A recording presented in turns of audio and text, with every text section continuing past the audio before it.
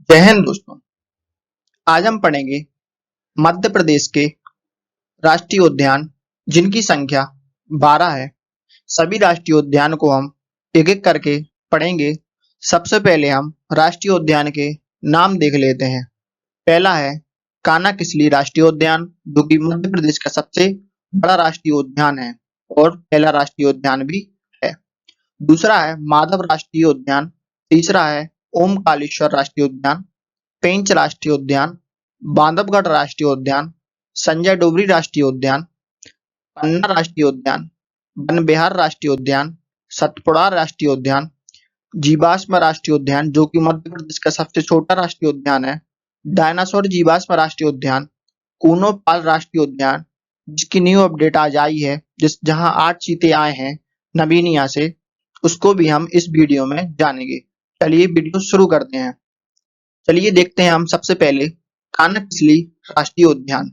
कान्हा-किसली राष्ट्रीय उद्यान मंडला और डिंडोरी में है, जिसका क्षेत्रफल 940 वर्ग किलोमीटर है। 940 वर्ग किलोमीटर क्षेत्रफल है कान्हा-किसली राष्ट्रीय उद्यान का। मध्य प्रदेश का सबसे बड़ा राष्ट्रीय उद्यान है और पहला राष्ट्रीय उद्यान भी है कान्हा-किसली राष्ट्रीय उद्यान। अब देखते हैं ये राष्ट्रीय उद्यान बना कैसे। 1933 में सबसे पहले यह अभ्यारण्य बना, जो कि निजी तौर पर अभ्यारण्य था। ठीक है। 1952 में यह राष्ट्रीय अभ्यारण्य बना। ठीक है। 1955 में यह राष्ट्रीय उद्यान बना और 1974 में प्रोजेक्ट टाइगर बना। ठीक है। प्रोजेक्ट टाइगर जहाँ पर टाइगर रखे जाते हैं। ठीक है। इसमें बैंडरी प्रजाति का बारहसिंगा पाया जाता है। ठीक है। बैंडरी प्रजाति का बारहसिंगा पाया जाता है, जिसे वर्ष 1981 में राष्ट्रीय पशु घोषित किया गया था। इंडिया का राष्ट्रीय पशु घोषित किया गया था बारहसिंगा को। ठीक है। आगे देखते हैं कान्हा-किसली राष्ट्रीय उद्यान में। इसमें बैगा जनजाति पाई जाती है। अगर पेपर में क्वेश्चन आए तो कौन सी जनजाति पाई जाती है, तो इसमें बैगा जनजाति पाई जाती है कान्हा-किसली राष्ट्रीय उद्यान में। नदी की बात करें तो इसमें बजर और सुपर्ण नदी पाई जाती है। इसमें सबसे ऊंचा स्थान की बात करें तो बमनी दरार इसमें सबसे ऊंचा स्थान है कान्हा-किसली राष्ट्रीय उद्यान में। आकर्षण केंद्र की बात करें तो इसमें बंजर घाटी, हाओ घाटी इसमें है। वन की बात करें तो इसमें उष्ण कटिबंधीय और शुष्क पर्णपाती वन पाए जाते हैं कान्हा-किसली राष्ट्रीय उद्यान में। उष्ण कटिबंधीय और शुष्क पर्णपाती वन पाए जाते हैं। सबसे मेन बात इसमें होस्ट ट्री कुल्लू पाया जाता है।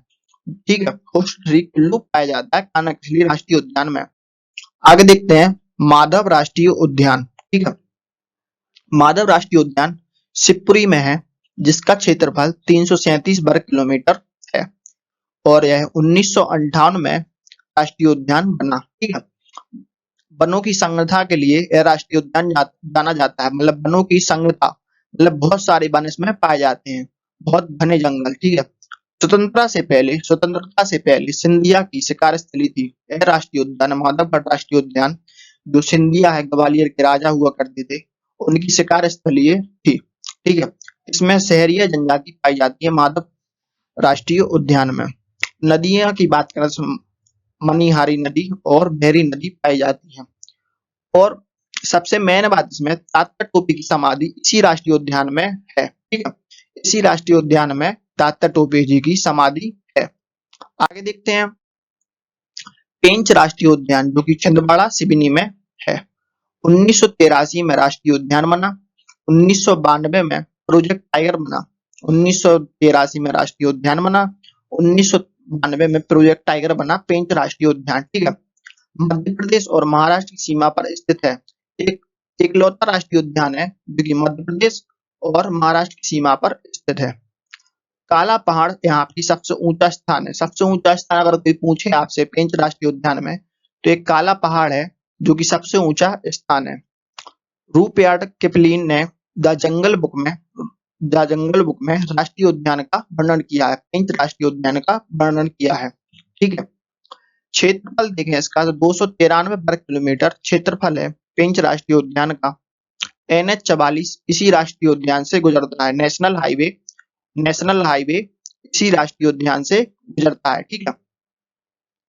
आगे देखते हैं हम बादमगढ़ राष्ट्रीय उद्यान जो कि उमरिया में है, जिसका क्षेत्रफल 437 वर्ग किलोमीटर है और पहाड़ियों से घिरा हुआ है। ये जो राष्ट्रीय उद्यान है, जो उर की पहाड़ियों से घिरा हुआ है चारों तरफ से, ठीक है। 1993 और 94 में प्रोजेक्ट टाइगर बना, ठीक है। यहाँ हर 8 किलोमीटर में एक टाइगर मिलता है। जैसे अपन यहाँ से जाए तो एक टाइगर मिलेगा, हर 8 किलोमीटर के दायरे में एक टाइगर मिलता ही मिलता है। नदी की बात करें तो गंगा नदी इसमें बहती है, इसके बीचों बीच से गंगा नदी बहती है। प्रमुख बाघ की बात करें तो उसमें नर बाघ चार्जर बाघ है, मादा बाघ सीता और सुंदरी। सुंदरी को सुंदरी को उड़ीसा से वापस मंगवा लिया गया है, ठीक है। सुंदरी को उड़ीसा भेज दिया गया था कुछ समय पहले, अब उसको वापस मंगवा लिया गया है। आगे देखते हैं संजय डोबरी राष्ट्रीय उद्यान जो कि सीधी और सिंगरौली में है। 1981 में राष्ट्रीय उद्यान बना। 2008 में प्रोजेक्ट टाइगर बना, जिसका क्षेत्रफल 467 किलोमीटर है। विशेषता है संजय डोबरी राष्ट्रीय उद्यान की, सर्वाधिक हिरण पाए जाते हैं। कोई पेपर में बार बार क्वेश्चन पूछा जाता है कि सर्वाधिक हिरण किस राष्ट्रीय उद्यान में पाए जाते हैं, तो उसका आंसर है संजय डोबरी राष्ट्रीय उद्यान। संजय डोबरी राष्ट्रीय उद्यान, ठीक है। और इस राष्ट्रीय उद्यान में साल वन पाए जाते हैं, ठीक है। वनों की वीडियो आगे आपको चैनल पे मिल जाएगी। आकर्षण स्थल इसमें ढोंगा मंदिर, कन्हैया जलप्रपात, रामदहा कुंड, राजगढ़ीय गिड्डा पहाड़ इसमें है संजय डोबरी राष्ट्रीय उद्यान में। आगे देखते हैं पन्ना राष्ट्रीय उद्यान। पन्ना राष्ट्रीय उद्यान पन्ना में है, ठीक है। इसका क्षेत्रफल 543 वर्ग किलोमीटर है। 1981 में राष्ट्रीय उद्यान बना। 1994 में प्रोजेक्ट टाइगर बना, ठीक है। विशेषता आंवला उत्पादन और जंगली भैंसा के लिए प्रसिद्ध है पन्ना राष्ट्रीय उद्यान, और टाइगर के लिए भी प्रसिद्ध है। यहाँ वन उष्णकटिबंधीय सागौन वन पाए जाते हैं। इस राष्ट्रीय उद्यान में सागौन के वन सबसे ज्यादा पाए जाते हैं, ठीक है। रेप्टाइल पार्क का निर्माण किया गया है। ये जो राष्ट्रीय उद्यान है इसमें रेप्टाइल पार्क का निर्माण किया गया है, जहां छोटे छोटे कीड़े मकोड़े जो कि उनको संरक्षित किया गया है। इसमें पांडव जलप्रपात, गाथा जलप्रपात है। आगे देखते हैं कूनोपालपुर राष्ट्रीय उद्यान जो कि इसकी न्यू अपडेट भी हम इसमें बताएंगे। श्योपुर में है कूनोपालपुर राष्ट्रीय उद्यान है। 1981 में राष्ट्रीय अभ्यारण्य बना। 1981 में राष्ट्रीय अभ्यारण्य बना। 2018 में राष्ट्रीय उद्यान बना, ठीक है। इसका क्षेत्रफल 749 किलोमीटर स्क्वायर है। यह प्रसिद्ध है एशियाई शेरों, गिर के शेरों, अफ्रीकी शेरों को भी इसमें बसाया गया है।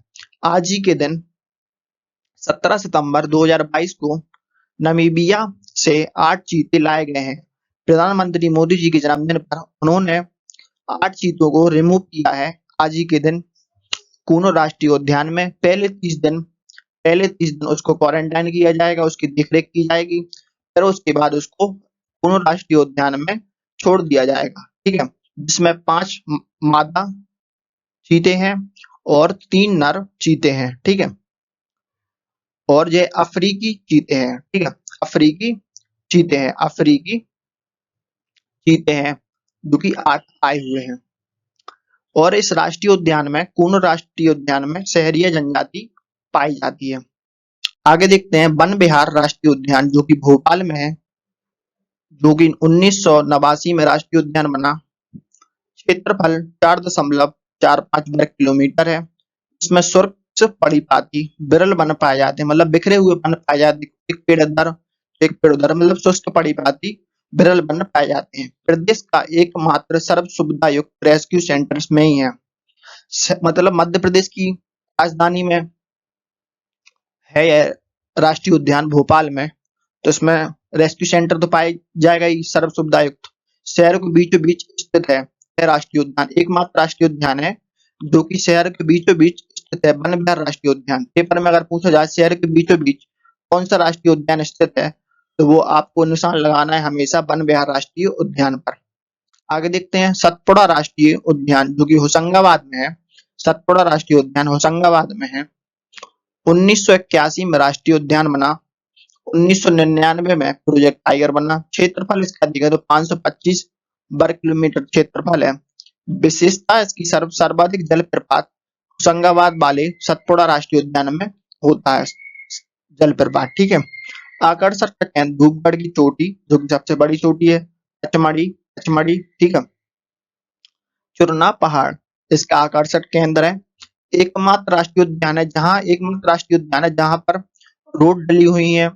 आप बस से जा सकते हैं घूमने, नाव से जा सकते हैं, हाथी पे चढ़ के जा सकते हैं, जीप से जा सकते हैं, जिसके सरकारी की अनुमति है, जो कि टिकट लगता है और आप आसानी से आ जा सकते हैं। और बाकी राष्ट्रीय उद्यान में आप आ जा नहीं सकते। ठीक है। इसमें काले हिरण पाए जाते हैं जिसको कृष्ण मृग भी कहते हैं। सतपुड़ा राष्ट्रीय उद्यान में काले हिरण पाए जाते हैं। आगे देखते हैं जीवाश्म राष्ट्रीय उद्यान जो कि डिंडोरी में है। ठीक है। जिसका क्षेत्रफल 0.27 वर्ग किलोमीटर है। 1983 में इसकी स्थापना हुई। सबसे छोटा और सबसे पहला जीवाश्म राष्ट्रीय उद्यान है मध्य प्रदेश का। सबसे छोटा और सबसे पहला जीवाश्म राष्ट्रीय उद्यान मध्य प्रदेश का यही है। यहाँ पर पाम, सुपारी, डायनासोर के अंडे, छोटी मछली, नारियल के जीवाश्म रखे गए हैं। एक बार फिर से सुन लीजिए, पाम, सुपारी, डायनासोर के अंडे, छोटी मछली, नारियल के जीवाश्म इस राष्ट्रीय उद्यान में रखे गए हैं। आगे देखते हैं डायनासोर जीवाश्म राष्ट्रीय उद्यान जो कि धार जिले में है। दूसरा जीवाश्म राष्ट्रीय उद्यान है। 2011 में राष्ट्रीय उद्यान बना। क्षेत्रफल इसका 0.896 वर्ग किलोमीटर है।